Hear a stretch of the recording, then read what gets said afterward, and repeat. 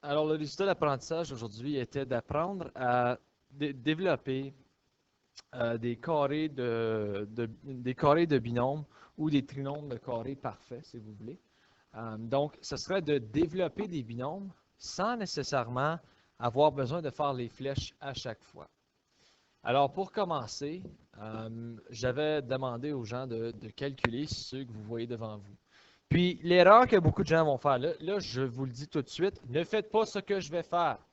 Il y a beaucoup de gens qui regardent la app et ils pensent, OK, c'est x au carré plus 4, ou c'est 2 au carré. Mais c'est absolument faux, parce qu'au carré veut dire fois lui-même. En réalité, ceci, c'est x plus 2 fois x plus 2. C'est x plus 2, toute l'affaire au carré. Et ensuite, tu peux faire tes flèches, comme on l'a vu dans la leçon précédente, ce qui me donnerait x au carré plus 2x plus 2x plus 4, ce qui va être donc x au carré plus 4x plus 4. Si je regarde C maintenant, même chose, c'est comme dire x moins 3 fois x moins 3. Si je fais mes flèches, c'est x au carré moins 3x plus 9, ce qui va être donc x au carré moins 6x plus 9. Le B ici, ça va être 4x plus 3 fois 4x plus 3. Donc encore une fois, je fais mes flèches. Ça va donc me donner 16x au carré plus 12x plus 12x plus 9, ce qui va être 16x au carré plus 24x plus 9. Et en dernier, je regarde à lui ici, c'est 9x au carré moins 30x plus 25. Là, vous pensez peut-être que j'ai la réponse avec moi. C'est comme ça que j'étais capable de sauter de la forme binôme à ça. Mais en réalité, ce que vous voyez ici, c'est ce qu'on appelle un carré de binôme ou un carré parfait. 3x moins 5 au carré, c'est quand c'est un binôme fois lui-même, le haut carré. Et ils ont un truc pour être capable de les développer sans avoir besoin de faire les flèches à chaque fois. Et moi, la façon que je la regarde, c'est, OK, je sais que ça va être quelque chose plus quelque chose plus quelque chose. Il faut que je trouve un pattern. OK? Alors, le premier terme, le deuxième terme et le troisième terme de mon trinôme. J'essaie de trouver s'il y a un pattern entre lui et tout ceci. Ben, x au carré, ça serait la première partie de mon équation au carré. OK. Testons si ça fonctionne dans la deuxième. Fait que par cette logique-là, la première partie de mon trinôme serait x au carré aussi. Effectivement, il l'est. OK. Continuons à le tester. Ça veut dire que la première partie de le trinôme développé de lui serait 4x tout ça au carré, ce qui est 16x au carré. Je regarde, effectivement, et ici, ce serait 9x au carré, effectivement. Donc, c'est toujours ma première partie de mon binôme au carré. Toujours, toujours, toujours, toujours, toujours, toujours. Je vais regarder au troisième terme ici, parce qu'il est plus facile. J'essaie de trouver s'il y a un pattern avec 4. Ben, je remarque que 2 au carré, c'est 4. OK? Je remarque aussi, pour 9, c'est 3 au carré, moins 3 au carré, c'est 9. Plus 3 au carré, c'est 9. Moins 5 au carré, c'est 9. Donc, c'est la deuxième partie de mon binôme au carré. C'est celui du milieu qui est un peu plus mêlant. Ici, j'ai 4x. Quel rapport est-ce que je peux trouver avec 4x? Bien, il y a bien des gens en classe qui ont dit, OK, c'est 2 fois 2. Oui. Puis ils ont dit ici, moins 6x, c'est moins 3 fois 2. Tu vois le lien entre les deux. Ça fonctionne là. Mais je regarde ici, j'ai besoin de 24. Mais 3 fois 2, c'est pas 24. Alors mon truc, il n'est pas tout à fait bien. En plus de ça, il y a un x. Alors là, il y a des gens en classe qui ont dit, OK, c'est d'abord x fois 2, puis tout ça multiplié par 2, ça va me donner 4x. Donc, x fois 2, c'est 2.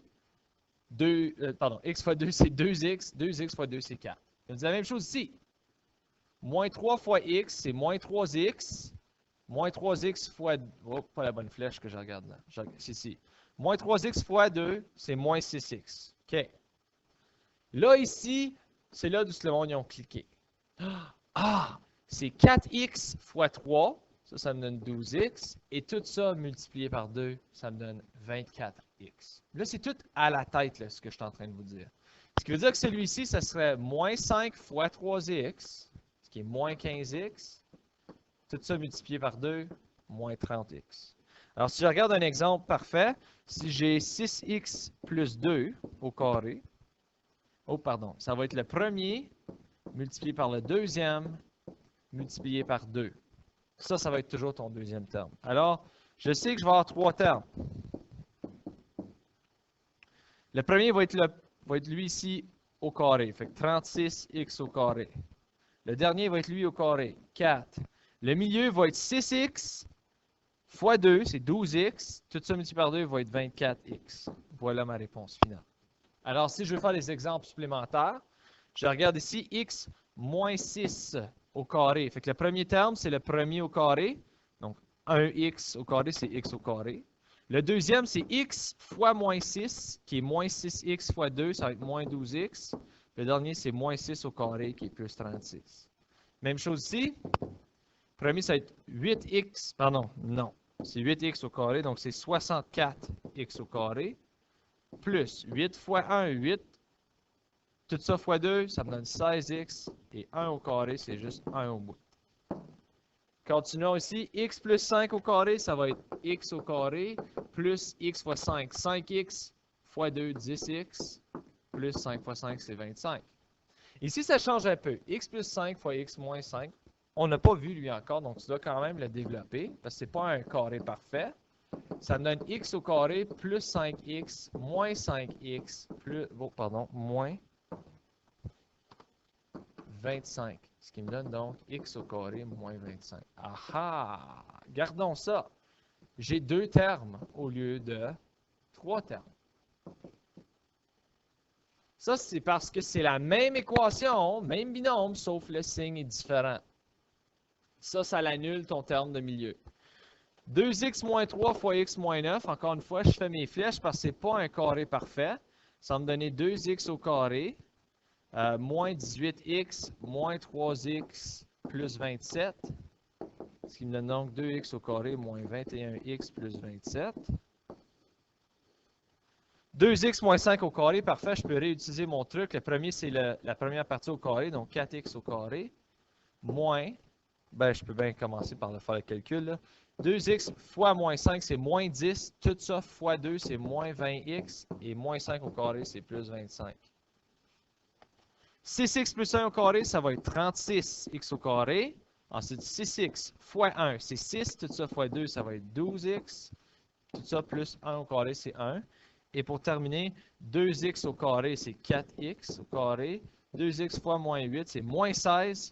Fois 2, c'est moins 32x. Et moins 8 fois moins 8, c'est plus 64.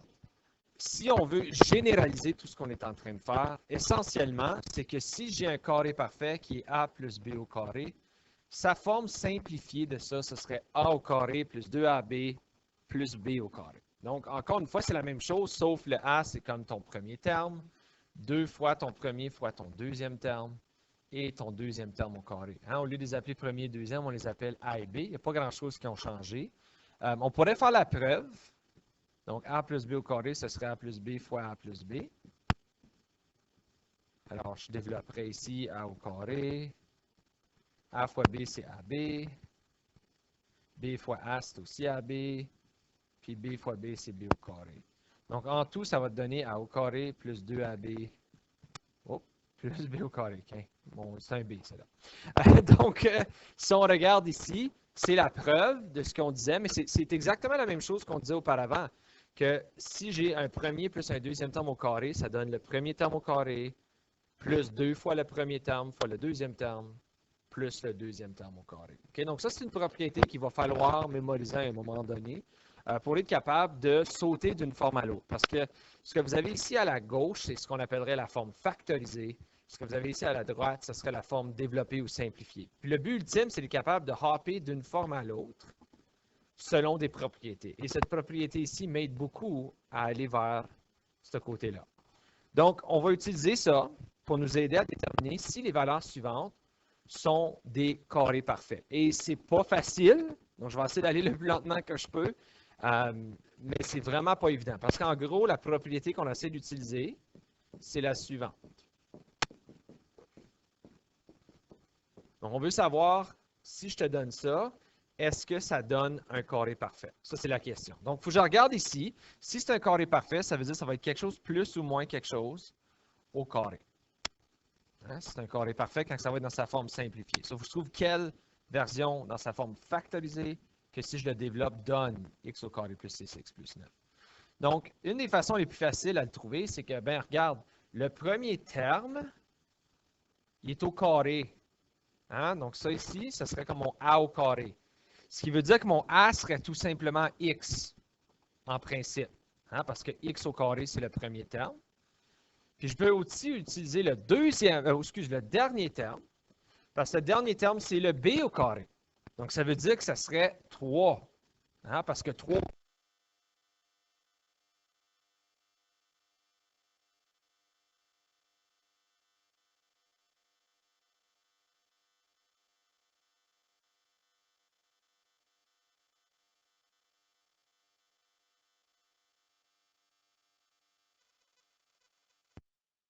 en utilisant la propriété suivante. Donc, essentiellement, j'ai un a plus b. Mon a, c'est x. Mon b, c'est 3. J'ai un a plus b au carré. Donc, le premier terme, c'est le a au carré. Donc, ça va être x au carré. Hein? Le deuxième terme, c'est 2 fois le a, qui est mon x, fois le b. Donc, 2 fois mon a. 2 fois x, c'est 2x. Fois 3, c'est plus 6x. Donc, à date, ça fonctionne. Et ensuite, le dernier terme, c'est mon b au carré. Donc, 3 au carré, c'est 9. Donc, oui, j'ai un carré parfait parce que je l'ai mis dans sa forme factorisée selon l'information que j'avais.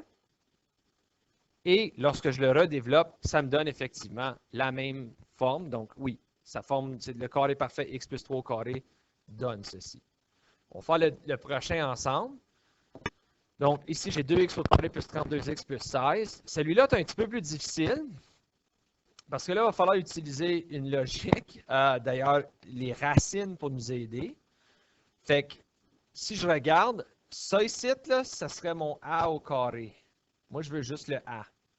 Donc, il faut que tu fasses la racine carrée. Alors ici, j'aurais la racine de 2 fois x. Ouf! Parce que je ne connais pas la racine de 2. Il y en a qui vont me dire, je vais le mettre en décimale. C'est des fois plus facile de juste le garder en racine. Parce que la racine de x au carré, c'est juste x, mais la racine de 2, je ne la connais pas. À cause, il faut que ça soit tout ton a, exposant 2 qui donne ceci. Pour le deuxième, je regarde au dernier terme. C'est celui-là au carré. Donc, celui-là est un petit peu plus facile parce que la racine de 16, c'est 4. Et le terme du milieu va être une addition parce que c'est tous des additions. OK. Là, je vais regarder à ça. Est-ce que ceci fonctionne? Hein? Ça veut dire que si je développe ça, ça devrait me redonner ce que j'avais au début, si c'est bel et bien un carré parfait. Donc, all right, on commence. Le premier terme au carré, racine de 2x au carré, ça donne 2x au carré. Hein? Parce que racine de 2 au carré, c'est 2. Puis x au carré, c'est x au carré. Le deuxième terme, par contre, c'est 2 fois a fois b. Donc, 2 fois racine 2, c'est juste 2 racine 2. OK, sur une minute, le 2 fois racine 2 fois 4. C'est ça que je suis en train de faire. Hein? 2 fois le premier terme fois le deuxième terme. Donc, ça me donne plus 8 racine 2. Parce que 2 fois 4, c'est 8. Puis le racine 2, je ne connais pas encore sa valeur. Excuse, x, pardon. Puis ensuite, le dernier, ce serait juste 4 au carré qui serait 16. Donc, je regarde le carré parfait que j'aurais créé avec ça. Le seul possible, c'est celui-là. Mais quand je développe celui-là, le terme du milieu n'est pas le même. Donc, non. Ce que j'avais au début, ça, c'est pas un carré parfait. Il n'y a pas une façon de le mettre comme quelque chose plus quelque chose exposant 2. Parce que quand je mets les seuls chiffres possibles, ça me donne une autre expression complètement différente. Donc, ça, c'est pas un carré parfait. Je continue avec le prochain. Donc là, je regarde ici, OK, le premier, il va falloir que ça soit la racine carrée de ça, mais ça va bien. La racine carrée de 25, c'est 5, la racine carrée d'x au carré, c'est juste x. Puis je regarde le dernier terme de lui, racine carrée de 16, c'est 4. Puis le terme du milieu, là, regardez, j'ai une soustraction, donc il va falloir que j'ai un moins en quelque part pour créer cette soustraction-là. On recommence, on l'essaye à nouveau. Donc là, alright, si je veux développer ça, le premier terme, c'est a au carré. Donc le a, c'est 5x, puis le b, c'est moins 4. Donc 5x au carré, c'est 25x au carré. Ensuite, 2 fois le a fois le b. Donc 2 fois 5x, c'est 10x. 10x moins 4, c'est moins 40x.